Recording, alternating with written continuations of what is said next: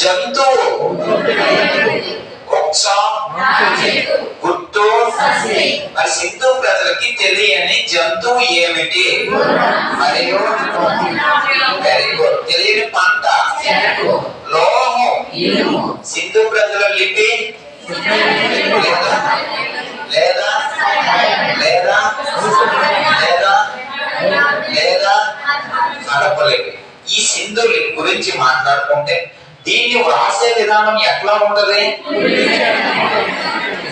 కుడి నుంచి ఎడమకి, ఎడమ నుంచి కుడికి. మరి సింధు లిపిపై పరిశోధన చేయడానికి పరిశోధన చేసిన వ్యక్తులు ఒకరు,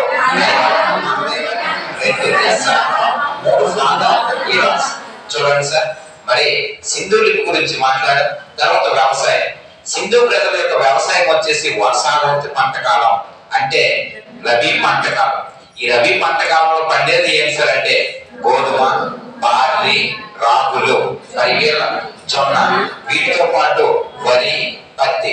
ప్రపంచంలో తొలిసారిగా పత్తిని పండించింది ఎవరు సార్ అంటే సింధు ప్రజలు. ఆ సింధు ప్రజల పత్తిని మరి మెసొపొటేమియా ప్రజలు ఏ విధంగా ఉపయోగించారు? సింధా. అందుకే సింథియాన్లు అని పిలిచారు. ఏమని పిలిచారు? సింథియాన్లు అని పిలవడం జరిగింది.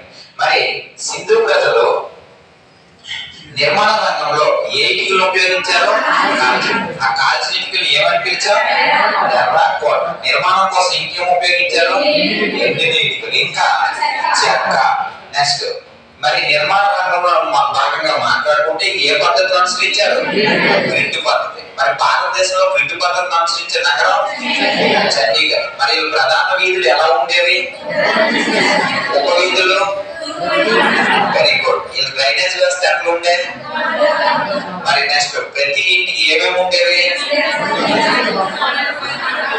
అంతస్తులు భవనం ఉండే, స్నానాల గది ఉండేది, బావి ఉండేది. ఓకేనా సార్?